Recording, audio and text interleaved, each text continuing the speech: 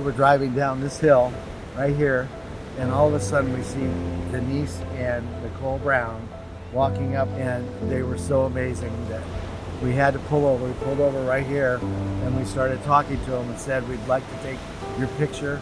And so this is where it happened, right here down in Monarch Bay at the beach.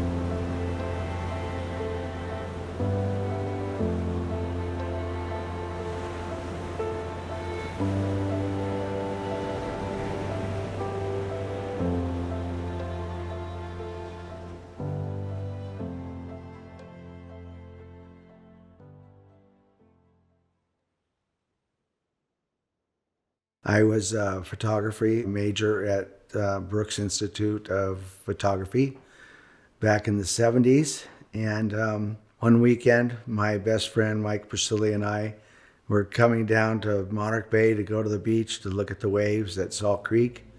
And these two beautiful gals were walking up from the beach, and we stopped our cars. We both had Porsches, and we pulled over and we started talking, and we just became best friends from there. We said we were photography students, and I told her my parents lived in Monarch Bay, where Nicole and Denise lived, and all the Brown family. We just became bestest friends. We just hit it off, and we just enjoyed our times together. When I would come down from school, I would photograph her and her sister for school projects. From that time, I would go to school, and then every couple weeks I'd come down, and or we'd call and talk to each other, and then I'd go up to her house, and we'd go see the whole family, Lou and Judy Brown, and we just became the bestest.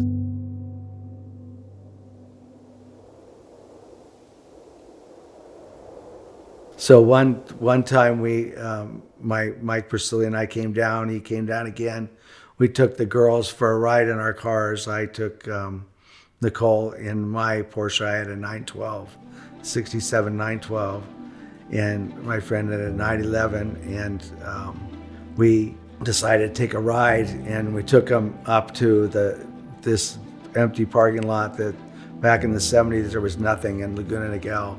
And so we drove in this parking lot, and I went super, super fast, and I spun out, and I remember spinning out, just she's screaming and goes, ah, and it was like, we just had a ball. I mean, was how our friendship was. Until I can remember I graduated from Brooks Institute, and I got a job in Dallas, Texas. So I moved away to Dallas, and I worked for a photographer there, and was there for about a little over a year, and working for a photographer, and we did a lot of food photography. So I was an assistant, which was a lot of fun, and that's how I got to know photography business and how it worked, and how the money, and how you got paid, and so it was a lot of fun. But I just wasn't a fan of Texas. Unfortunately, I decided that I'm better off back here. I'd rather come home. So I left Texas and moved back to Laguna to my parents' house for a short time. And I said, I'm going to start looking for a job in Los Angeles. So I did. I would drive my car up to Los Angeles. I would knock on doors to all the different photographers to try to get an assistant job, because in photography that was the best, to try to assist another photographer. And so I kept doing that for about a week or two, about 2 weeks. And I remember this photographer liked my portfolio from school, and I had a lot of pictures of Nicole and Denise. So they really enjoyed, he really enjoyed it. His name was Bill Wirtz. And he says, yep, you got this job. If you want, you got to come back here at 5 a.m. We're going to shoot a job for Honda Motorcycles. So you need to be back here at 5. So I was like, it was unbelievable. It was the greatest job. So I got there.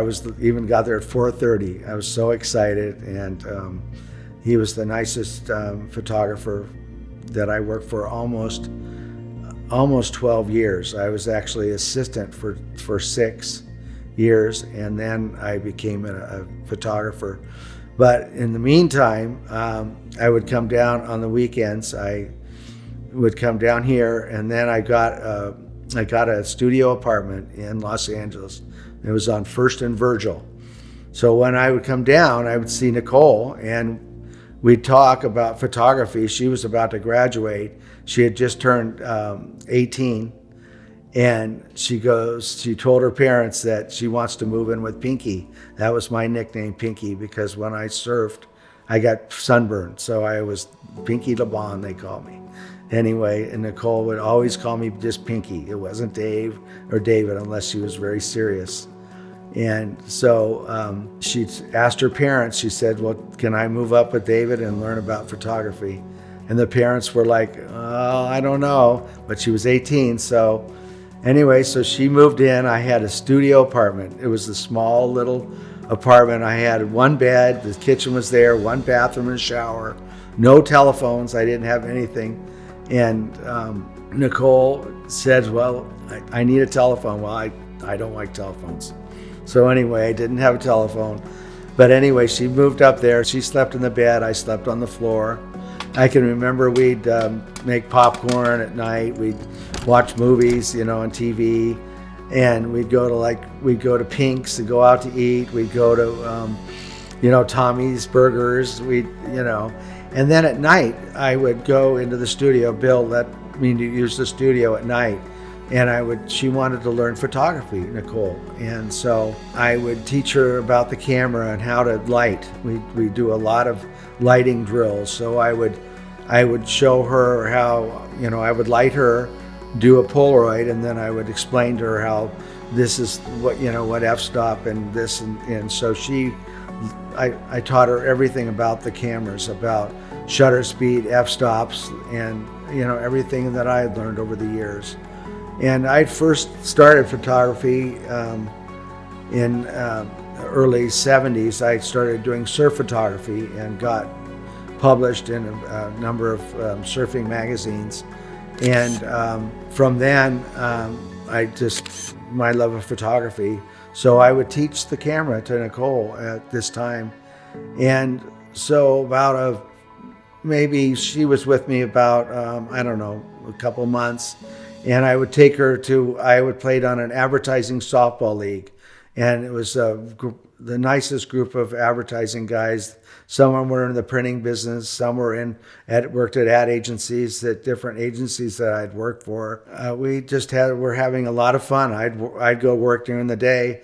And then, of course, one day she said, Dave, I want to go find a job on my own. So I let her take my car, and she decided to go to Beverly Hills. So I gave her the Thomas guides. We didn't have Waze or anything back then. So she would use the Thomas guide, and I said the best place is to go to Beverly Hills and look like around Rodeo Drive if you want, because she was so beautiful and so sweet that she could get a job anywhere. So she came back and she told me she got a job at Jack's, which was a women's clothing store on Rodeo Drive. And Jack also owned a restaurant called the Daisy. And so she worked at the clothing store for about a week, and he goes, you know what? I think you're better suited at my restaurant, the Daisy. Well, the Daisy was a known spot on Rodeo for a lot of movie stars would hang out there, sports celebrities like O.J. Simpson and many other players like that. And anyway, so one day she said, after she was waitressing there at the Daisy, she came home and said, I met this football player. And I said, oh, wow, what's his name? And she goes, O.J. Simpson. And I said, oh my gosh, wow, he's incredible. He's the best running back there is. I mean, he was incredible back in the day. And I said, he is married. And she goes, well, he was really, really nice. And I said, it doesn't matter, he's a married man. And I tried to explain to her, I said, I just don't think it's a good idea. And anyway, she didn't listen to me. And I was I was trying to be like a father figure, but more like a big brother, because she was a little bit younger than I was. I was trying to, she was 18 years old, and anyway, I look back on it now, and I feel really bad that, that I wasn't stronger then and didn't say, no, you really shouldn't do this. Well, she went out on that date, and I said, try to be home by 12 o'clock. I was trying to be like a dad, And I said, please try to be home by 12 if you can. I remember I met him that night, and he drove a Bentley, and it said Juice on it. And he just was all about O.J. It was O.J. this, O.J. that. And he just, he didn't really like her living with me. He wasn't really a fan. And she got home that night at like 2 o'clock. She comes in the door. I go, where the heck have you been? And she came in, and her pants were ripped. And I said, what the hell? I can't believe this. Why would you let him do this? She goes, David, stop. She told me David, not Pinky this time, because she was very serious. And I just, I couldn't believe it. I said, what are you thinking? And she goes, well, I think I really like this guy. So from that point on, they started dating. Within a week, he didn't want her living with me, even though I was just strictly platonically a friend. He got her an apartment, got her a car, and that was it. We still became friends. Sorry. Anyway, just thinking back, I kind of really regret, I really regret that she went out with O.J. and that I let her come up and live with me in Los Angeles, because I kind of feel guilty now about her living with me and then meeting him. It's a tragic story, and I loved her so much. I loved Nicole. She was like the little sister that I didn't have. And to this day, I regret it. We, the jury, in the above entitled action, find the defendant Orenthal James Simpson not guilty of the crime of murder in violation of Penal Code Section 187A, a felony upon Nicole Brown Simpson, a human being, as charged in count 1 of the information. We, the jury, in the above entitled action, find the defendant Orenthal James Simpson not guilty of the crime of murder in violation of Penal Code Section 187A, a felony upon Ronald Lyle Goldman, a human being, as charged in count 2 of the information.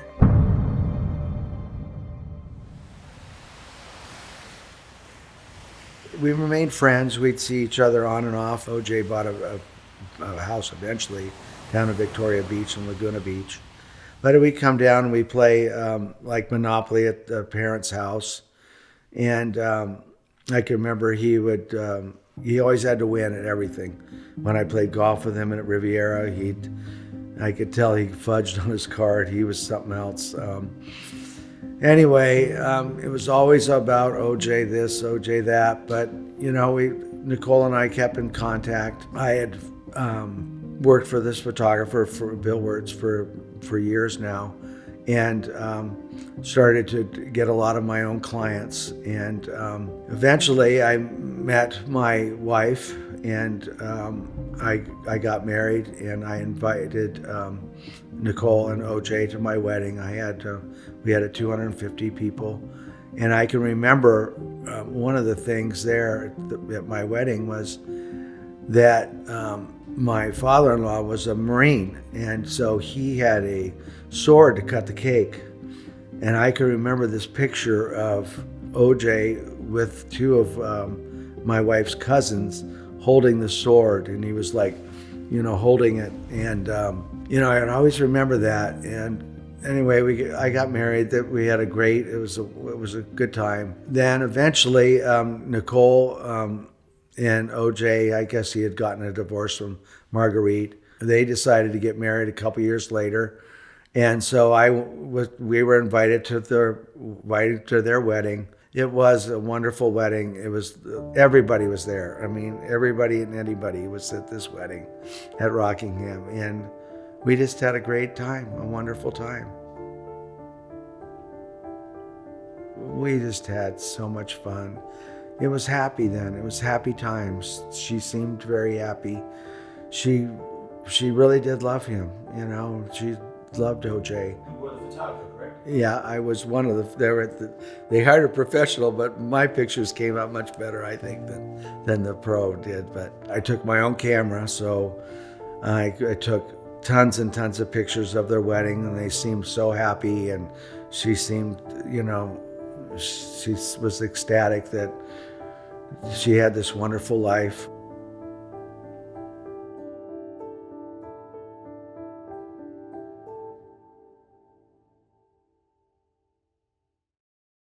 I had a son, Joseph, and then she had Sydney, and so we'd get together with our kids, you know, every so often, and then we started to grow apart. My business started to take off in photography. I was a car photographer in advertising.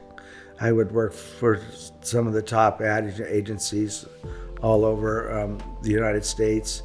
And I got to travel. I got to travel to Europe and all over to shoot different cars, as they did a lot of work for Range Rover and a lot of the big clients. And so my career and her life and my life were different. I was living this time in Manhattan Beach, and then we needed a bigger house as I had more and more children, which I did. I had 4 boys. I moved to Redondo, South Redondo, where I had a larger house, and then she moved she was in the Rockingham house, and she had Sydney and then Justin. So from then, I mean, we really, you know, our lives kind of were apart, and I invited them for New Year's Eve, and to come to a New Year's Eve party down in Redondo.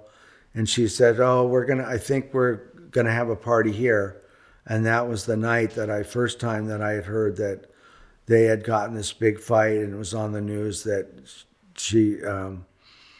he beat her, hit her, and you know, it's just unbelievable thinking of that now.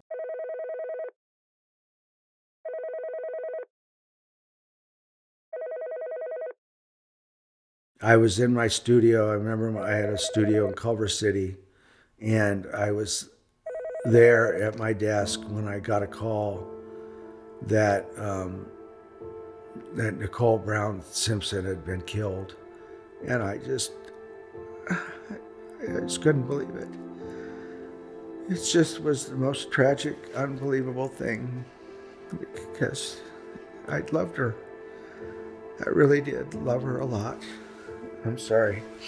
Anyway, she just was special. She was a special woman, and nobody really knew how special she was, but, you know, she got married very young and met this man that was abusive, and an abusive life, and I don't know how any man could ever hit any woman.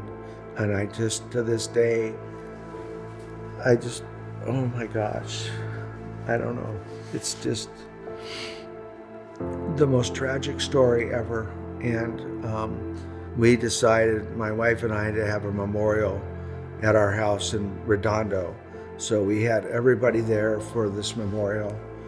And when I was I remember everybody there was a pallbearer, okay? I got to carry the casket. And unfortunately, the open casket, I got to see it when it was open. And I fell apart. And it just was so tragic, this whole thing.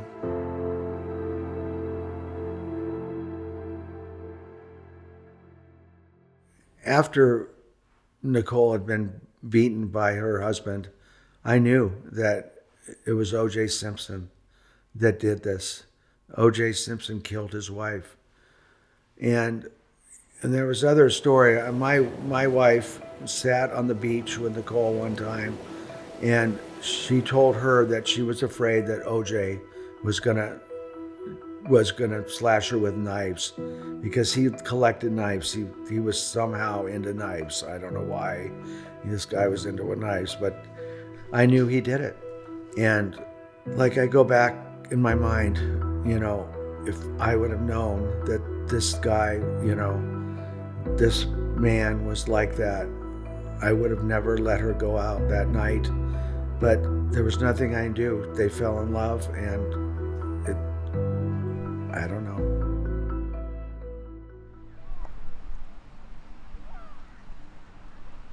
I remember we were on a boat in the harbor at Redondo Beach, cruising. We had just gone out of the harbor when we heard this on the news, that we had the radio on in the boat, and we were going for a sail. And I was with the Cherms, which are now my brother-in-law and sister-in-law.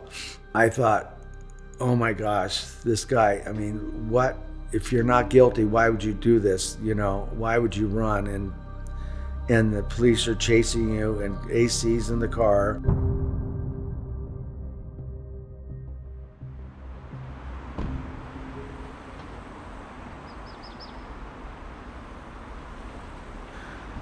Well, my wife at the time and I knew a lot of information, and so we were called by Marcia Clark to go to the trial, and they were hopefully were going to use us. So we would go and sit up in the room up, I don't know what you call it, and we'd wait and see when they were going to call us. And unfortunately, they never did. If they would have, we would have told a lot of the things, like the story of my wife were on the beach with Nicole, and how they, how she was scared of her life, and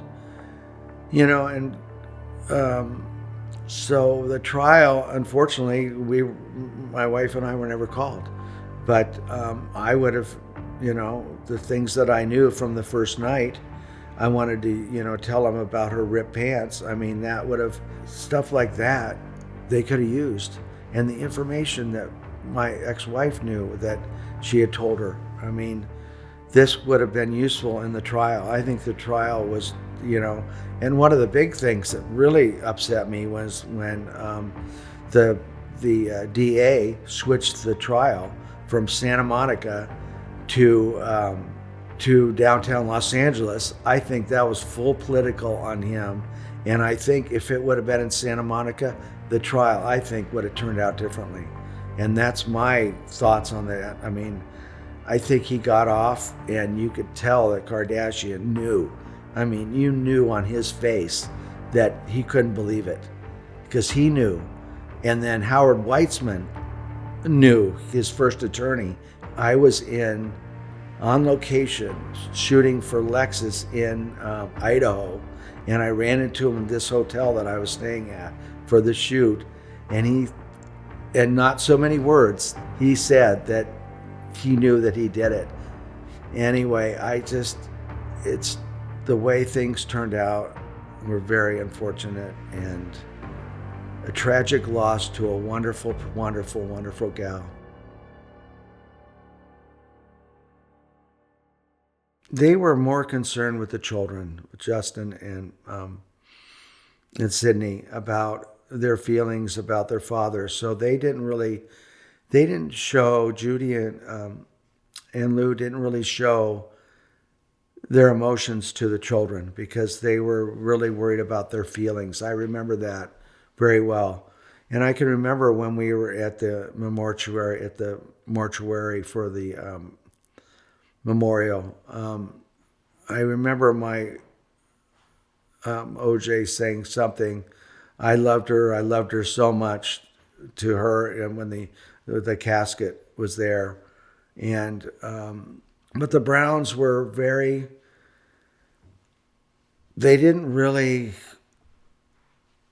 express how they felt about, I think they might have with maybe their kids, but not to me so much, even though we were still very close. I mean, I stayed close with the Browns forever. You know, I moved back to Laguna and still remained friends with Mrs. Brown. And I remember once we went on a horseback ride with Sydney and Justin. We had taken the kids for a horseback ride, and I remember I think it was Justin asked her, "Where's my mommy now?" And my ex-wife said, "Well, I think she's in heaven." So we saw the kids, and then from then when they started to grow up, we didn't, but remained close with all the Browns, with Tanya and Dominique and Denise.